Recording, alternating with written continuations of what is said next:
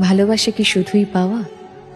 এই যে আমি তোমায় ভালোবেসে ফেললাম, তাতে কি তোমায় পাওয়ার দাবিদার হলাম? হয়তো না। হয়তো কেন? নাই তো। গোপনে ভালোবেসেছি, গোপনে তোমায় পেয়েছি তোমার অজান্তে। না পাওয়ার মাঝেও যে এতটা ভালো লাগা থাকে, কই আগে তো জানতাম না। পাওয়া না পাওয়ার মাঝে রয়েছে এক শূন্য অবস্থান।